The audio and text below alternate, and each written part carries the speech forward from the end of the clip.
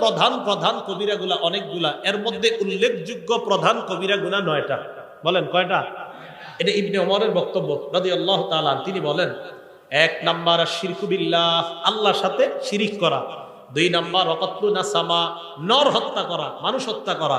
3 number ওয়াকাসফুল মুহসানা, সতী সাদী কোনো নারীর উপর মিথ্যা অপবাদ দেওয়া। 4 নাম্বার ওয়াকলুর রিবা, সুদ খাওয়া। 5 নাম্বার ওয়াকলু মালিল ইয়াতীম, এতিমের সম্পদ অন্যায়ভাবে ভক্ষণ করা। কি করা বলেন তো? এতিমের সম্পদ অন্যায়ভাবে ভক্ষণ করা। 6 নাম্বার ওয়াল ফিরারু মিনাজ জাহফি, জিহাদের ময়দান থেকে পলায়ন করা। 7 নাম্বার ওয়া ইলহাদুন ফিল মসজিদি, মসজিদের মধ্যে ধর্মদ্রোহী কাজ করা। 8 নাম্বার আল্লাযী ইস্তাসখিরু, ধর্ম নিয়ে উপহাস করা। 9 নাম্বার ওয়া বুকাউল ওয়ালিদাইনি মিনাল উকুক, আপনার নাফরমানির কারণে পিতামাতার চোখ দিয়ে পানি আসা, এটাও ভয়ঙ্কর 9 অপরাধের অন্তর্ভুক্ত। আপনি খারাপ আচরণের কারণে পিতা মাতার চোখ দিয়ে পানি আসা। এই 9টার মধ্যে আকলু রিবা, দেখেন সুদ খাওয়া আছে? বলেন সুদ খাওয়া আছে? তাহলে সুদের কথাটা এইখানে আনলেন। সহিহ বুখারী 766 নাম্বার হাদিস, সেখানে রাসূল সাল্লাল্লাহু আলাইহি সাল্লাম বললেন ইজতানিবুস সাবআল মুবিকাত, 7টি ধ্বংসাত্মক অপরাধ থেকে বাঁচো। এর মধ্যে রাসূল সাল্লাল্লাহু আলাইহি সাল্লাম 4 নম্বরে সিরিয়ালে আকলু রিবা, সুদ খাওয়ার কথা বলেছেন। কি খাওয়া বলেন তো? সুদ খাওয়া। তাহলে সুদ এটা ভয়ঙ্কর অপরাধ, এটা হারাম খাদ্যের মধ্যে একটা ভয়ঙ্কর হারাম হলো সুদ খাওয়া। জি বলেন মা বাসাল্লাহু নাবিয়্যান ইল্লা রাআল গানাম, আল্লাহ পাক রব্বুল আলামিন এমন কোন নবী দুনিয়াতে পাঠান নাই যে নবী মেষ চড়ায় নাই, ছাগল চড়ায় নাই। যত নবী দুনিয়াতে পাঠাইছে সবাই মেষ চড়িয়েছে, ছাগল চড়িয়েছে।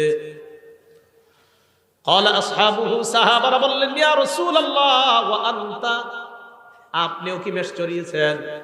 নবীজি জবাব দেয় কুনতু আরআহা আলা qararit লি আহলি মক্কা, আমি কয়েক দিরহামের বিনিময়ে পারিশ্রমিকে আমি মক্কাবাসীর ছাগল চড়াইতাম। আমি হালাল পারিশ্রমিকে মক্কাবাসীর ছাগল চড়াইতাম, মেষ চড়াইতাম। হালাল উপার্জনের জন্য নবীজি বলেন আমি মেষ চড়াইতাম। তাহলে হালাল উপার্জন করতেন নবীজি মেষ চড়িয়ে, কারণ রসুলদের খাদ্য হালাল হতে হবে। আমাদের নবীও বলেন যে আমি উপার্জন করতাম কিভাবে? মেষ চড়াইতাম, এর বিনিময়ে আমি কয়েক কিরাত দিরহাম পাইতাম।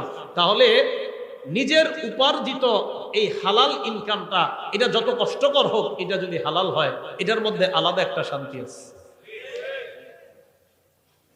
সহিহ বুখারী 2072 নাম্বার হাদিসের বর্ণনা। আনিল মিকদাম রাদিয়াল্লাহু তাআলা আনহু قال قال رسول الله صلى الله عليه وسلم, মিকদাম রাদিয়াল্লাহু তাআলা আনহুর বর্ণনা, রাসূলুল্লাহ সাল্লাল্লাহু আলাইহি ওয়াসাল্লাম বলেন, হাদিসের অনুবাদটা মন দিয়ে শুনেন, মা আকালা আহাদুন তাআমান কাত্তু খায়রাম মিন আইয়া আকুলা মিন আমালি ইয়াদিহি, কোন মানুষ তার হাতের উপার্জিত হালাল খাদ্যের চাইতে উত্তম খাদ্য আর কখনো খায় না। কোন মানুষ নিজের হাতের, নিজের কষ্টের উপার্জিত হালাল খাদ্যের চাইতে দামি খাদ্য, পবিত্র খাদ্য, এত উত্তম খাদ্য আর মানুষ খায় না।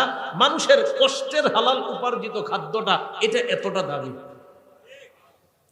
পরে কি কয় দেখেন, ওয়া ইন্না নাবিয়াল্লাহি দাউদ আলাইহিস সালাতু ওয়াস সালাম কানা ইয়াকুলু মিন আমালি ইয়াদিহি, আল্লাহ নবী দাউদ আলাইহিস সালাতু ওয়াস সালাম নিজের হাতের উপার্জিত, এই উপার্জিত ইনকামের পর ওই ইনকাম দিয়ে তিনি হালাল খাদ্য গ্রহণ করতেন।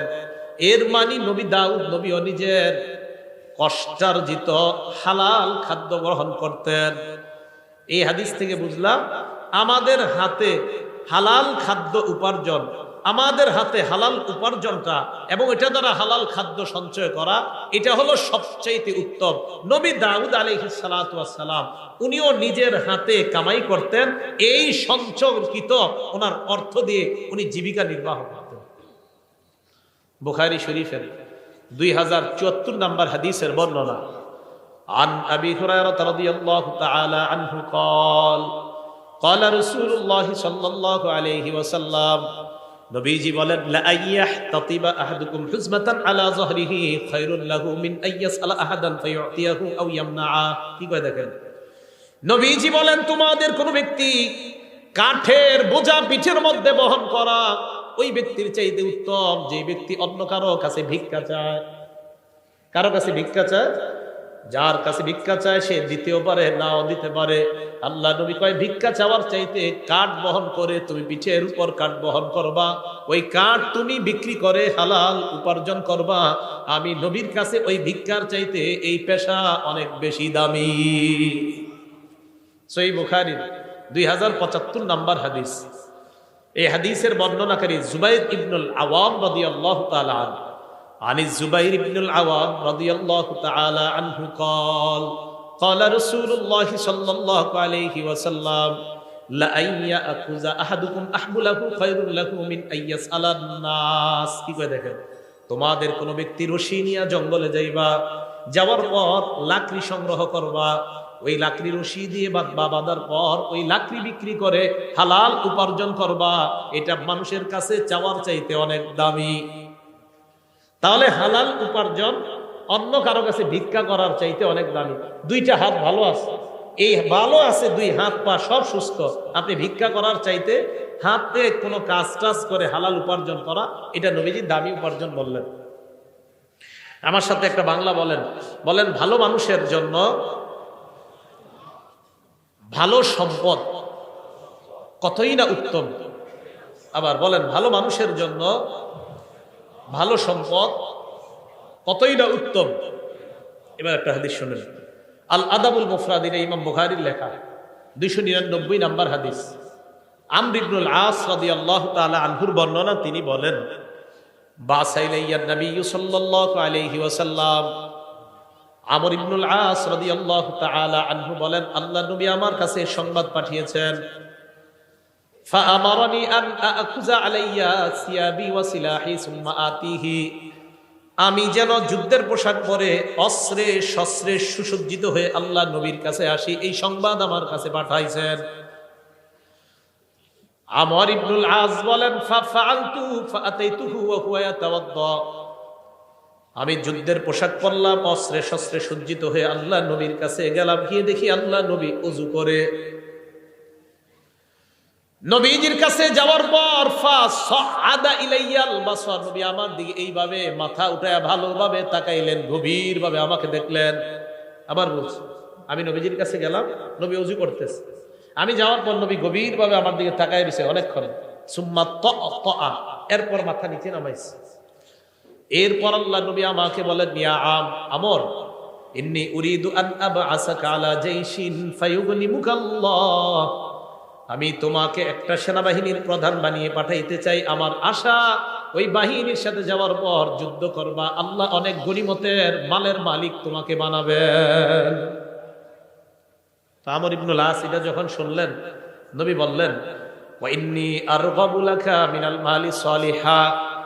আমার আশা তোমার যেন কিছু ভালো সম্পদ অর্জন হয়, এটা আমার আশা। আবার বুঝবেন, নবীজি বললেন আমর আমার আশা তোমার যেন কিছু ভালো মাল হয়, সম্পদ হয়, এটা আমার আশা, তাই তোমাকে আমি যুদ্ধে পাঠাইতেছি, এবং আমার আশা এই যুদ্ধে আল্লাহ তোমাকে অনেক নিয়ামত দান করবেন। আমর ইবনুল আস বললেন ইয়া রাসূলুল্লাহ মা আসলামতু রাগবাতান ফিল মাল। হুজুর আমি তো সম্পদ অর্জন করার জন্য ইসলাম গ্রহণ করি নাই। সুবহানাল্লাহ। ইন্নামা আসলামতু রাগবাতান ফিল ইসলাম, আমি ইসলাম গ্রহণ করেছি ইসলামের আকর্ষণে। ফাকুনু মা রাসূলিল্লাহি সাল্লাল্লাহু আলাইহি ওয়াসাল্লাম, আমার আশা আমি ইসলাম গ্রহণ করার পর আল্লাহ নবীর সাথে থাকতে পারবো, এই আশায় আমি মুসলমান হইলাম। নবীজি বললেন আমর নি'মাল মালুস সালিহু লিল মারইস সালিহি, ভালো মানুষের জন্য ভালো সম্পদ কতই না উত্তম। সুবহানাল্লাহ। তুমি একজন ভালো মানুষ, তোমার জন্য ভালো সম্পদ হওয়া, এই ভালো মানুষের জন্য ভালো সম্পদ হওয়া কতই না উত্তম। তাহলে এটা আমার কথা না, এটা নবীজির কথা। ভালো মানুষের জন্য ভালো সম্পদ এটা কতই না উত্তম। তুমি একটা ভালো মানুষ, তোমার জন্য ভালো সম্পদ হওয়া এটা অনেক উত্তম, এটা অনেক নেয়ামতের। তাই আমি চাই কিছু হালাল সম্পদ, কিছু হালাল মাল তোমার হয়ে যাক। ভালো মানুষের হালাল মাল হওয়া এটা দোষণীয় না, বরং ভালো মানুষের ভালো সম্পদ হওয়া এটা কতই না উত্তম, এটা আল্লাহর পক্ষ থেকে তার জন্য নেয়ামত। আল্লাহ আমাদের সকলকে হালাল উপার্জন করার তৌফিক দান করেন। এবার আসেন হালাল হারামের ব্যাপারে কিছু কথা। হালাল উপার্জন বা হালাল খাদ্য খাওয়ার জন্য আল্লাহ আদেশ করেছেন। কে আদেশ করেছেন? এটা সব মানুষদেরকে আদেশ করেছেন। সূরা বাকারা 168 নম্বর আয়াতে আল্লাহ বলেন, ইয়া আইয়ুহান নাস কুলু মিম্মা ফিল আরদি হালালান তাইয়্যিবা। হে মানুষ, পৃথিবীর মধ্যে যা হালাল পবিত্রতা তোমরা খাও। এই আয়াত নাযিল হওয়ার পর সাদ ইবনে আবি ওয়াক্কাস রাদিয়াল্লাহু তাআলা আনহু আল্লাহ নবীকে বললেন, উদউল্লাহ লি আইয়াজআলানি মুস্তাজাবাদ দাওয়া। ইয়া রাসূলুল্লাহ, আল্লাহর কাছে দোয়া করেন আল্লাহ যেন আমাকে মুস্তাজাবুদ দাওয়া বানায়া দেয়। বলেন মুস্তাজাবুদ দাওয়া। বলেন মুস্তাজাবুদ দাওয়া মানে দোয়া করার সাথে সাথেই কবুল হয়ে যাবে। নবীজিকে বললাম, হুজুর আপনি আমার জন্য দোয়া করেন যেন আমি দোয়া করার সাথে সাথেই আমার দোয়া কবুল হয়ে যায়, আল্লাহ যেন আমারে এমন বানায় দেয়। তো এদেরকে বলা হয় মুস্তাজাবুদ দাওয়া। বলেন কি বলা হয়? নবীজি বললেন, ইয়া সাআদ আতিব মাতআমাক তাকুন মুস্তাজাবাদ দাওয়া। সাআদ, হালালটা পবিত্র করো। সাআদ, খাবারটা পবিত্র করো। সাআদ, খাবারটা পবিত্র করো। সাআদ, হালাল খাদ্য খাও, তাকুন মুস্তাজাবাদ দাওয়া। পেটে হালাল ঢুকাও, তুমি মুস্তাজাবুদ দাওয়া হয়ে যাবা। পেটে যদি হালাল খাবার যায়, আল্লাহর কাছে যা বলবা আল্লাহ তাই কবুল করবেন। হালাল খাও, হালাল খাও, মুস্তাজাবুদ দাওয়া হয়ে যাবে। তাহলে বলেন দোয়া কবুলের জন্য শর্ত কি? খাওয়া হালাল, ভিতরে হালাল হালাল ঢুকাইতে হয়। সূরা নাহল 114 নম্বর আয়াত আল্লাহ বলেন, ফাকুলু মিম্মা রাযাকাকুমুল্লাহু হালালান তাইয়্যিবা।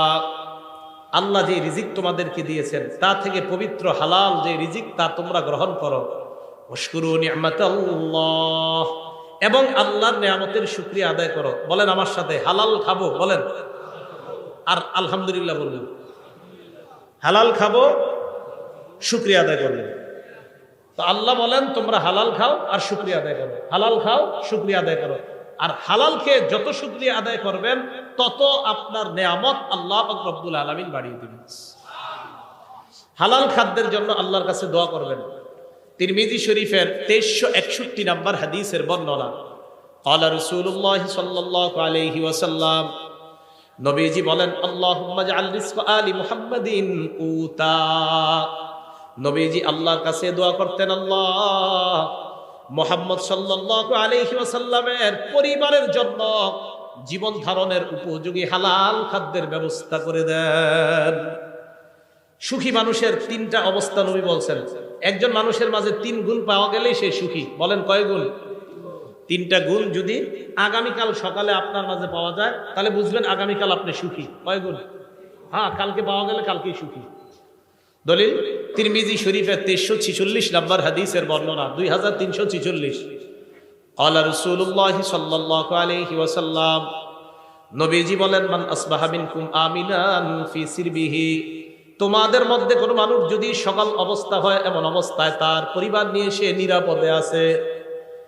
1 নাম্বার, তোমাদের মধ্যে যদি কারো সকাল এমন অবস্থায় হয় সে পরিবারের মধ্যে নিরাপদ, পরিবার সহ পুরা নিরাপদে আছে। 1। 2 নাম্বার, মুআফান ফি জাসাদিহি, শরীরটা সুস্থ আছে। 3 নাম্বার, ইনদাহু কুতু ইয়াউমিহি, তার কাছে একদিনের খাদ্য আছে। বলেন তো, 1 নাম্বার পরিবার নিয়ে সুখে আছে, 2 নাম্বার সুস্থ আছে, 3 নাম্বার কয়দিনের খাবার? নবীজি বলেন, কান্নামা হিজাত লাহুদ দুনিয়া, এই ব্যক্তির জন্য কেমন যেন পুরা দুনিয়ার সব কল্যাণ জমা করা হয়েছে।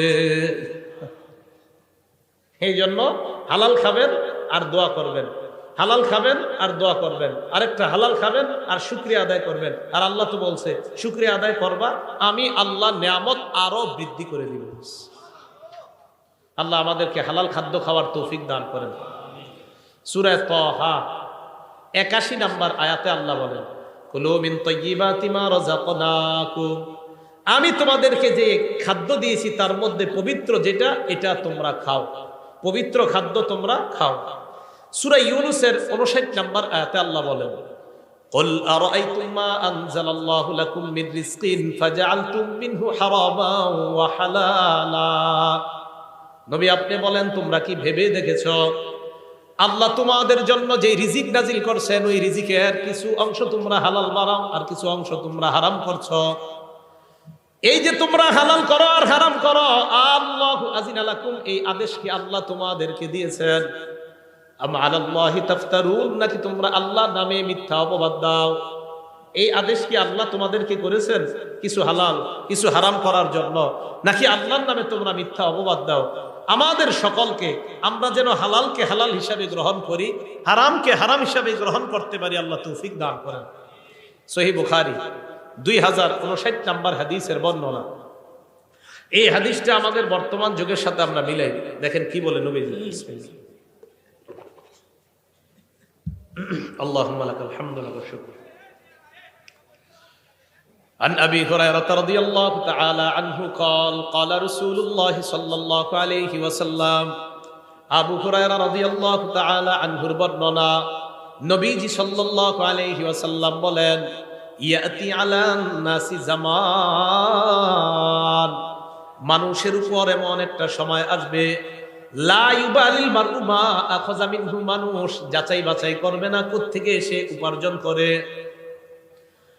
আমিনাল হালালি আমিনাল হারাম। নবীজি বলেন এমন একটা সময় আসবে যে সময় মানুষ পরোয়া করবে না, হালাল কামাই করলো না হারাম কামাই করলো পরোয়া করবে না, পকেটে আসলেই হয়, হালাল হোক আর হারাম হোক এটা পরোয়া করবে না। এই যুগ নবী বলছে আসবে, আপনারা বলেন এটা কি আসবে? তাখরিজু শরহিস সুন্নাহ একটা কিতাব, এই কিতাবের 4113 নম্বর বর্ণনা। عن عبد الله بن مسعود رضي الله تعالى عنه قال, আব্দুল্লাহ ইবনে মাসউদ রাদিয়াল্লাহু তাআলা আনহুর বর্ণনা, তিনি বলেন, ইয়া আইয়ুহান নাস ইত্তাকুল্লাহ, হে মানুষ তোমরা আল্লাহকে ভয় করো, রিজিক অন্বেষণে তোমরা মধ্যপন্থা অবলম্বন করো। এবার যেটা বলবো অনুবাদটা মন দিয়ে শুনেন, কি কয় দেখেন।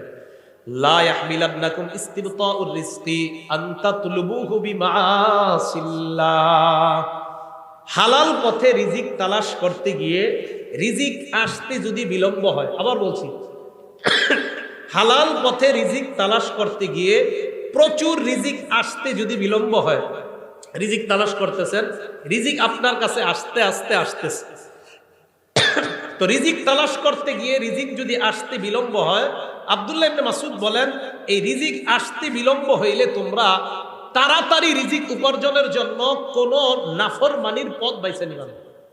আবার দেখেন কি কয়, লা ইয়াহমিলান্নাকুম ইস্তিবতাউর রিজকি, হালাল পথে রিজিক আসার বিলম্ব হওয়াটা, কি কয় দেখেন, হালাল পথে রিজিক আসার বিলম্ব হওয়াটা, লা ইয়াহমিলান্নাকুম তোমাদেরকে যেন উদ্বুদ্ধ না করে, আন তাতলুবুহু বিমাআসিল্লাহ, হালাল পথে রিজিক আসা বিলম্ব হওয়াটা তোমাদেরকে যেন হারাম পথে দ্রুত রিজিক কামায়ের প্রতি উদ্বুদ্ধ না করে। দোস্তে বলবে, কি রে কি করস, টাকা পয়সা নাই এত, আর বলিস না, ক্ষেত খামার করি কোনো মতে আসে আর কি, আরে আমি কিছু সিস্টেম শিখে আস, নিয়ে গেছে বাজারে, বাজারে গিয়ে কিছু কিছু সিস্টেম শিখাই দিছে যে এই সিস্টেমে তাড়াতাড়ি ধনী হওয়া যায়। ওলামায়ে কেরামের কাছে জিজ্ঞাসা করছে, হুজুর আমাকে এরকম সিস্টেম দিছে, আলেমরা বলছে এটা তো হারাম সিস্টেম, এটা তো সুদি সিস্টেম। কয় না, এখানে তো ইসলামের নামাজ। কিসের নামাজ? কয় এবং ওই অফিসের মধ্যে তো এটাও লেখা, পিছনে সূরা বাকারা 275 নম্বর আয়াতও লেখা আছে, আহাল্লাল্লাহুল বাই'a ওয়া হারামার রিবা, আল্লাহ ব্যবসা হালাল করেছেন, সুদকে হারাম করেছেন। এটা তো পিছনেও লেখা আছে, এরপরে ওই অফিস কিভাবে হারাম কাজ করে? ইসলামের লেভেল, কোরআনের আয়াত আর হাদিস পিছনে লাগায়া সুদের কারবার যদি কেউ করে, এটা কিয়ামত পর্যন্ত হালাল হবে না, হারাম, এটা হারামই থাকবে। তাহলে লেভেল লাগাইলে হারাম হালাল হয়ে যায় না, কি কথা বুঝে আসছে? আচ্ছা, তিরমিজি শরীফের 2376 নম্বর হাদিসের বর্ণনা, হাদিসটা মন দিয়ে শুনেন। দুটি ক্ষুধার্ত নেকড়ে বাঘ একটি বকরির পালের মধ্যে পাঠায়া দিয়েছেন, অনেকগুলা বকরির পালের মধ্যে দুটি ক্ষুধার্ত বাঘ পাঠায়া দিয়েছেন, বকরি থাকবে না সব শেষ হবে? ক্বালা রাসূলুল্লাহ সাল্লাল্লাহু আলাইহি ওয়াসাল্লাম, নবীজি বলেন, মা জিবান জাইআন উরসিলা ফি গানামিন বিআফসাদালাহা মিন হিরসিল মারই আলাল মালি ওয়াশ শারাফি লিদীনিহি। নবীজি বলেন, ক্ষুধার্ত দুইটা বাঘ বকরির পালের মধ্যে পাঠানোর পর এই ক্ষুধার্ত বাঘ বকরিগুলোর জন্য যতটা ক্ষতিকারক, এর চাইতে কোনো মানুষ সম্পদের লোভ আর মর্যাদার লোভ যদি করে, ওই মানুষের জন্য, তার দিনের জন্য এর চাইতে বেশি ক্ষতিকারক। আবার বলছি, সম্পদের লোভ, মর্যাদার লোভ, দুইটা ক্ষুধার্ত নেকড়ে বা বকরির পালের জন্য যতটা না ক্ষতিকারক, নবীজি বলেন সম্পদের লোভ আর মর্যাদার লোভ একটা মানুষের ধর্মের জন্য এর চাইতে বেশি ক্ষতিকারক। কেন? যে আমার সম্পদ দরকার, কি আমার 10 কোটি টাকা লাগবে, এটা হালাল পথে হোক আর হারাম পথে হোক সমস্যা নাই, লাগবে 10 কোটি। বলেন এটা কি তার ধর্ম ঠিক থাকলো না ক্ষতি হয়ে গেল? আবার মর্যাদা, ওই চেয়ারে আমাকে বসতে হবে, কিভাবে বসবো আমি জানি না, বসতেই হবে। বলেন এখন যদি অনৈতিক কোনো পথ বেছে নেয়, এটা কি তার মর্যাদা, তার ধর্মের জন্য এটা কি ঠিক থাকলো না ক্ষতিকারক হয়ে গেল? তাহলে মর্যাদা এবং সম্পদের লোভ, এই দুই লোভ মানুষের ধর্মের জন্য এতটা ক্ষতিকারক, যতটা না ক্ষতিকারক ক্ষুধার্ত নেকড়ে বা বকরির জন্য এর চাইতে বেশি ক্ষতিকারক মানুষ সম্পদের লোভ অনৈতিক পন্থায় করা, আর মর্যাদার লোভ অনৈতিক পন্থায় করলে তার চাইতে বেশি ক্ষতিকারক হয়। তিরমিজি শরীফ 2416 নম্বর হাদিসের বর্ণনা। ক্বালা রাসূলুল্লাহ সাল্লাল্লাহু আলাইহি ওয়াসাল্লাম, নবীজি বলেন, লা তাজুলু কদামা ইবনি আদম হাত্তা ইউসআলা আন খামস, বনি আদমের পা, 2 পা নড়বে না কিয়ামতের ময়দানে 5 প্রশ্ন করার আগ পর্যন্ত। বলেন কয় প্রশ্ন? 1 নাম্বার আন উমরিহি ফিমা আফনা, জীবন কোন কাজে কাটাইছেন। 2 নাম্বার আন শাবাবিহি ফিমা আবলা, যৌবন কোথায় নষ্ট করছেন। রাত 12টার পর দরজা লাগিয়ে মোবাইলটা সামনে নিয়ে যৌবন কি নষ্ট করেছেন কিনা, কিয়ামতের মাঠে এটার হিসাব দিতে হবে। 3 নাম্বার ওয়ান মালিহি মিন আইনা ইকতাসাবা, এটা বুঝেন, সম্পদ কোন পথে কামাই করেছেন, হালাল পথে কিনা। 4 নাম্বার ওয়া ফিমা আনফাকা, কোথায় ব্যয় করেছেন, হালাল পথে কিনা, এই জায়গাটা একটু বুঝতে হবে। 3 নাম্বার সম্পদ হালাল পথে কামাই করেছেন কিনা। 4 নাম্বার হালাল পথে ব্যয় করেছেন কিনা। অনেকে মাশাআল্লাহ সম্পদ হালাল পথেই কামাই করে, করার পর এটা দিয়ে 58 ইঞ্চি একটা টেলিভিশন কিনে। তাহলে হালালটা লাগলো কোথায়? হারামে।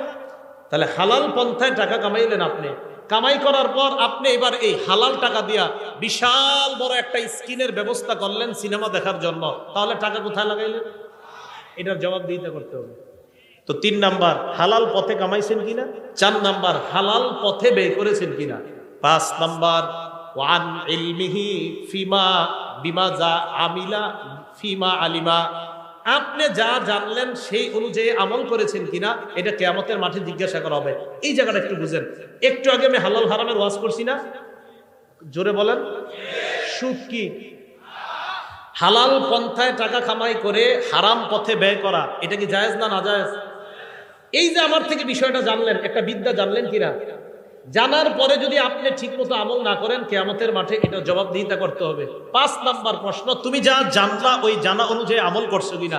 এই যে এতক্ষণ পর্যন্ত আপনি জানলেন হালাল কোনটা হারাম কোনটা, এখন আমার থেকে যে জানলেন তার মানে একটা বিদ্যা জেনে ফেললেন, এই বিদ্যা অনুযায়ী সঠিকভাবে আমল করছেন কিনা, এটা কিয়ামতের মাঠে আপনাকে জিজ্ঞাসিত হতে হবে। সুদ কি জানছেন নি? জোরে বলেন, সুদ কি? এটা কি জানছেন?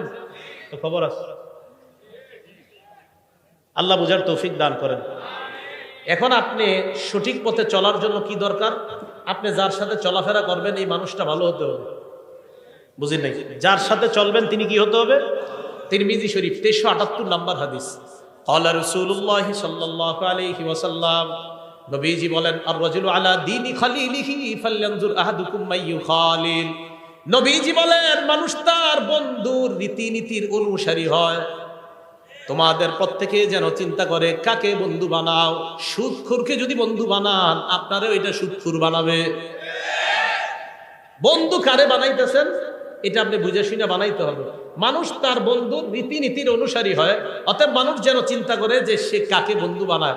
আল্লাহ আমাদের জীবনে একজন প্রকৃত বন্ধু আল্লাহ আমাদেরকে ব্যবস্থা করে দেন। সহিহ বুখারীর একটা বর্ণনা শুনেন, 3842 নাম্বার হাদিসের বর্ণনা। আবু বকর সিদ্দিক রাদিয়াল্লাহু তাআলা আনহুর এক আশ্চর্য ঘটনা। ওনার একজন গোলাম ছিল, আম্মা জান আয়েশা সিদ্দিকার বর্ণনা। কানা লি আবি বকর সিদ্দিক রাদিয়াল্লাহু তাআলা আনহু গুলাম কানা ইখরিজু লাহুল খরাজ। আবু বকর সিদ্দিক রাদিয়াল্লাহু তাআলা আনহুর একজন গোলাম, তিনি কর বের করতেন। আবু বকর সিদ্দিক রাদিয়াল্লাহু তাআলা আন এই কর যে বের করে আনতেন, এটা থেকে তিনি খাইতেন। একদিন এই গোলাম কি করছে, ফাজা বিশাইইন, একদিন কি জানি একটা নিয়ে আসছে। আনার পর আবু বকর সিদ্দিককে বললেন এটা খান। আবু বকর সিদ্দিক এটা খাইলেন। খাওয়ার পর গোলাম বলে আতাদেরি মা হাযা, আপনি কি জানেন আপনি কি খাইছেন? কয় কেন, কি হয়েছে? কয় কুনতু তাকাখানতু ফিল জাহিলিয়া, আমি জাহিলি যুগে গণনা করতাম, ভাগ্য গণনা করতাম। কি গণনা করতাম? ভাগ্য।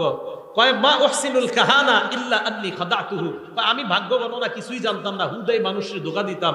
আমাদের দেশেও বিভিন্ন ওভারব্রিজের নিচে বিভিন্ন জায়গায় জায়গায় ভাগ্য গণনা করা হয়। হয়তো 100 জনের মধ্যে একজনকে একটা কইছে, এটা কোনো মতে লেগে গেছে, ওই একজন গিয়ে আরো 10,000 রে বোকা বানায় এখানে নিয়ে আসে। এগুলা মিথ্যা কথা। এদের কাছে যারা যাবে তাদের ইমানের মধ্যে খতরা এসে যাবে। ভাগ্য গণনা এগুলো বিশ্বাস করবেন না। তো উনি বলেন আমি মানুষের ধোঁকা দিতাম, হুদায় আমি ভাগ্য গণনা করতে পারতাম না। তো কি হয়েছে? আমি যার ভাগ্য গণনা করছি জাহিলি যুগে এরকম একজনের সাথে আমার দেখা হয়ে গেছে আজকে, উনি আমাকে এইগুলা দিছে, আমি আপনারে নিয়ে আসলাম আপনার কাছে। ওই ভাগ্য গণনার যে পারিশ্রমিক, এই পারিশ্রমিক আপনার কাছে আনছি, এটাই আপনি খাইছেন। আবু বকর সিদ্দিক কয় সর্বনাশ। ফাআদখালা ইয়াদাহু, মুখে হাত ঢুকাইছে। ফাকাআ কুল্লা শাইইন ফি বাতনিহি, পেটে যা ছিল মুখে হাত ঢুকায়া সব বমি করে ফেলায় দিছে। সব বমি করে কি করছে? ফালায়া দিছে। তাহলে কি বোঝা গেল? হারাম ওনার পেটে ঢুকবে আবু বকর সিদ্দিক রাদিয়াল্লাহু তাআলা আনহু, এটা উনি সহ্য করলেন না, এটা উনি বরদাস্ত করলেন না। এই জন্য আমার আপনার চ্যালেঞ্জিং হলো হালাল গ্রহণ করা, হারাম থেকে বেঁচে থাকা। বলেন কি গ্রহণ করা? হালাল গ্রহণ করা, হারাম থেকে বেঁচে থাকা। তাহলে আমরা হারাম থেকে বেঁচে থাকবো তো ইনশাআল্লাহ, হালাল খাদ্য গ্রহণ করবো তো ইনশাআল্লাহ। আজকে থেকে আমরা সুদী ভয়ঙ্কর, বর্তমানের সবচেয়ে ভয়ঙ্কর একটা অপরাধের নাম হলো হারাম খাওয়া। এই হারাম খাওয়ার মধ্যে একটা হারাম হলো সুদ খাওয়া। বলেন কি খাওয়া? আল আদাবুল মুফরাদের 8 নম্বর হাদিস, একজন ব্যক্তি, বিখ্যাত ব্যক্তি তাবি, তার নাম কয়সালা ইবনে মাইয়াস। মনে থাকবেন আমরা কয়সালা, একটু মনে রাখলে চলবে, ইবনে মাইয়াস আর মনে রাখা দরকার নাই। কয়সালা ইবনে মাইয়াস তিনি বলেন কুনতু মান নাজদাত, আমি যুদ্ধ বিগ্রহে থাকতাম। ওয়াকাদ আসাবতু যুনুবান লা আরাহা ইল্লা বিনাল কাবাইর, আমি কিছু গুনাহ করছি, এই গুনাহগুলো আমার কাছে কবিরা গুনাহ মনে হয়েছে। ফা যাকারতু যালিকা লি ইবনে ওমর, আমি এই গুনাহগুলো আব্দুল্লাহ ইবনে ওমরকে জানাইছি।